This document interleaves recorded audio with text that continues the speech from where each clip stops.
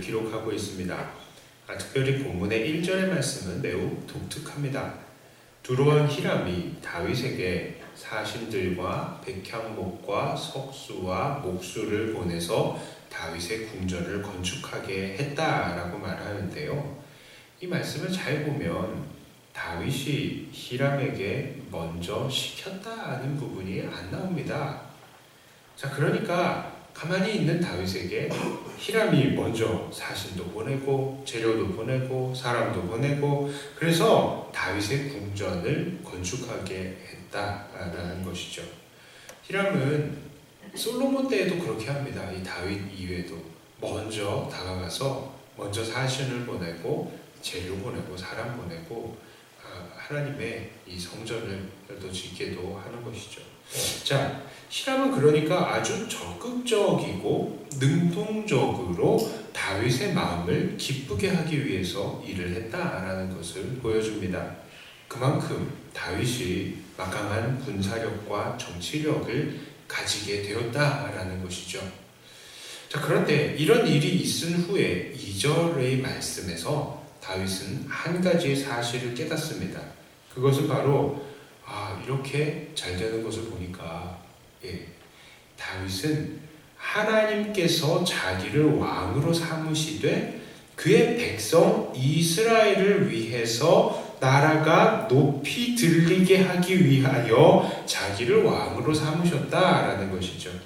자, 그러니까 좀 쉽게 얘기하면 다윗이 자기의 그 삶을 돌아보면서 그 되어지는 모습들을 보면서 그가 이렇게까지 히람이라는 왕이 나에게 적극적으로 와서 이렇게까지 하는 것을 잘 보니까 내가 이렇게 잘 되는 것을 보니까 다윗은 하나님의 백성인 이스라엘이 이렇게 잘 되게 하시려고 나를 왕으로 삼으셨구나 라는 것을 깨달았다라는 것입니다.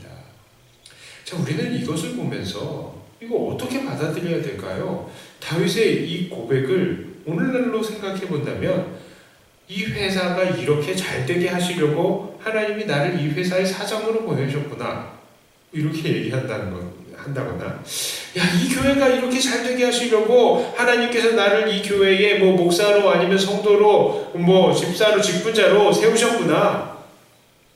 이 가정이 이렇게 잘 되게 하시려고 하나님께서 나를 이 가정의 식구로 가장으로 세우셨구나 이렇게 말하는 것과 비슷한 말입니다. 자, 이런 다윗의 깨달음은요 어떻게 보면 이거 조금 교만해 보이는데 이렇게 생각할 수도 있어요. 자, 하지만 이것은 다윗이 왕이라는 자리가 정말 무엇을 위한 자리라는 것을 정확히 알고 있다는 것을 우리에게 보여주고 있습니다. 이 말씀을 잘 보면요, 우리는 다윗의 이 하나님의 백성이 이렇게 잘 되게 하시려고 나를 왕으로 세우셨구나라는 말을 통해서 우리는 이 몇 가지 다윗이 깨달았던 것을 발견할 수 있어요. 첫째로 다윗은 하나님께서 자기를 왕으로 세우신 것을 인정하고 있는 것입니다. 이게 정말로 중요한 요소입니다. 많은 사람들은 자기의 능력을 과시하고 자기의 지혜를 자랑하면서 이렇게 말하죠. 내가 여기까지 올라오는 데에 얼마나 많은 고생을 한 줄 알아? 이렇게요. 얼마나 많은 노력을 한 줄 알아? 이런 식으로요. 자, 사실 다윗도 이런 고백을 하려면 얼마든지 할 수 있던 사람입니다. 그는 평소에요, 이 목동의 시절에도 그랬습니다. 평소에도 양을 지키기 위해서 사자와 곰과도 맨손으로 싸울 정도였다라고 합니다. 그만큼 이 비상시국에 이 힘을 막 내서 위험한 위기를 겪었었다는 것이죠. 또한 그가 골리앗을 죽일 때에 그를 향해서 어떻게 했었습니까? 물맷돌을 던질 때요. 물맷돌을 휘휘휘 해서 그냥 던진 것도 아니고 골리앗을 향해서 달려가면서 휘 해가지고 이걸 던져서 골리앗을 딱 이마를 맞춘 것입니다. 자, 그렇습니다. 다윗은 평소에도 엄청난 물매질을 한 거예요. 평소에도 엄청난 이 동물들과의 싸움을 벌인 것입니다. 그러니까 다윗도 야, 내가 왕이 되려고 얼마나 많은 노력을 한 줄 알아? 얼마나 많은 고생을 한 줄 알아? 얼마나 많은 죽을 위기를 겪은 줄 알아? 라고 말을 한다고 한다면 얼마든지 그런 말도 할 수 있었겠죠. 자, 그러나 다윗은 그렇게 얘기하지 않았습니다. 그 이후에도 어떻습니까? 그 삶이요. 이 목동 시절뿐만 아니라 사울이 쫓아왔을 때에도 몇 번이나 죽이려고, 이 다윗을 죽이려고 했는데요. 다윗이 그거를 다 피해가요. 예, 다 피합니다. 이 사울을 죽일 수도 있었는데 2번이나 죽이지 않았죠. 자, 다윗 그렇게 얘기할 수도 있었어요. 내가 왕이 되려고 얼마나 이 죽을 위기들을 다 피해 나가고 이 원수들과 얼마나 많이 싸울 줄 알아? 그렇게 얘기할 수도 있었겠죠. 그런데 다윗은 그렇게 하지 않았습니다. 예, 다윗은 자기를 왕이 되게 한 것은 자기의 능력이 아니라 바로 하나님의 정하심, 하나님의 은혜이다라는 것을 깨닫고 고백한 것입니다. 자, 2번째로 다윗은요, 자기가 왕이 된 것은 자기 자신이 아니라 하나님의 백성들의 잘됨을 위한 것이었다는 것을 깨닫습니다. 자, 그렇죠. 다윗은 하나님이 나를 이렇게 잘되게 하시려고 나를 이스라엘의 왕으로 세우셨구나, 이렇게 말하지 않았다는 거예요. 자, 우리도 보통 이런 식의 생각을 합니다. 하나님께서 나를 이렇게 잘되게 하시려고 지금까지 나를 이렇게 인도하셨구나, 이렇게 말이죠.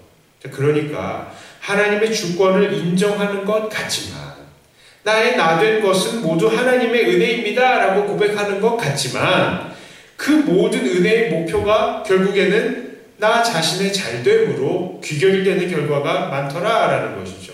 그죠? 야, 내가 이렇게 높아지게 하려고, 내가 이렇게 부자가 되게 하려고, 내가 이렇게 유명해지게 하려고 하나님께서 나를 지금까지 이렇게 인도하셨구나, 이런 식으로 생각한단 말이죠. 사울도요, 자기가 왕이 된 이후로 이런 식의 생각을 했습니다.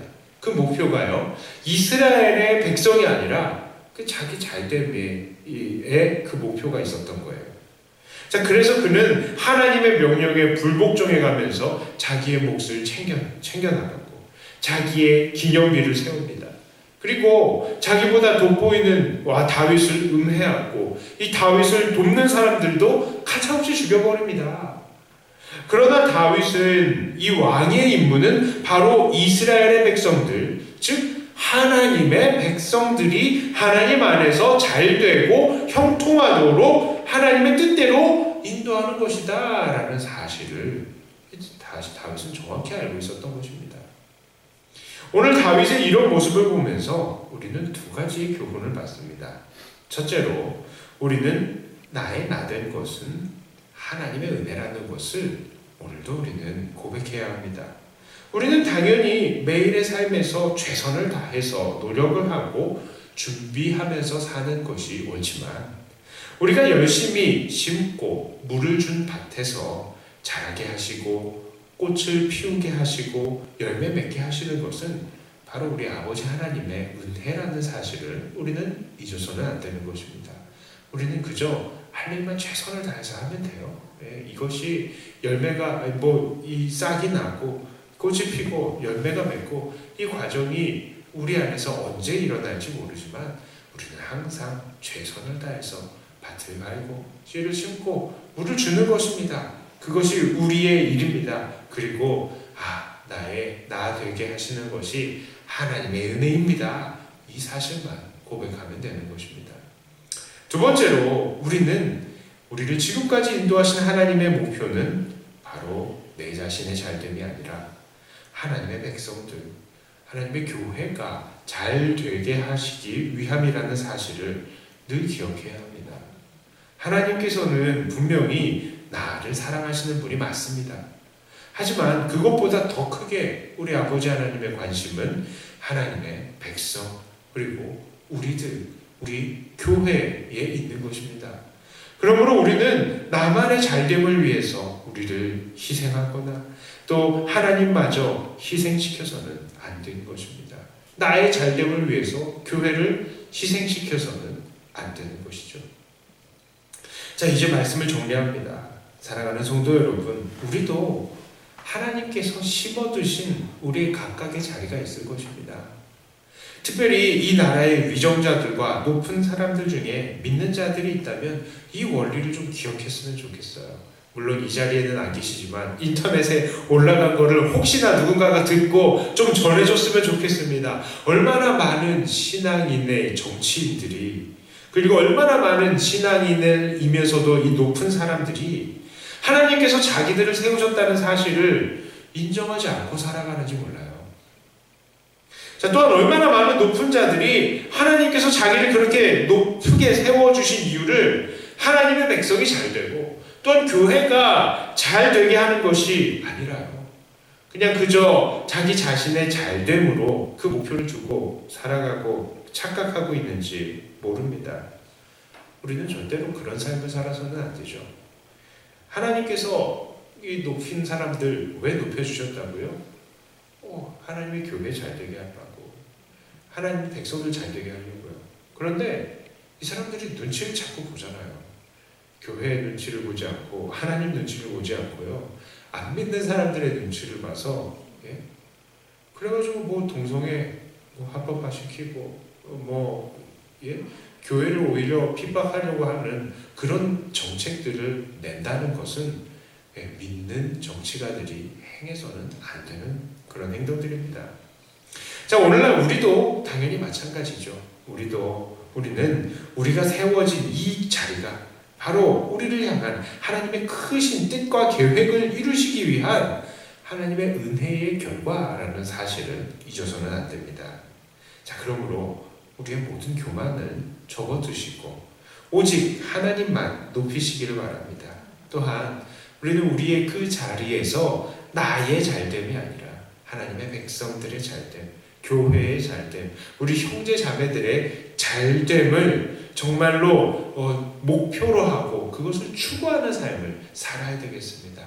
날마다 하나님을 인정하고 사람들의 잘됨을 추구하는 저와 여러분들이 다 되시기를, 그리고 정말로 우리가 모든 임무를 다 마칠 때에 이렇게 고백하는 사람들이 됐으면 좋겠습니다.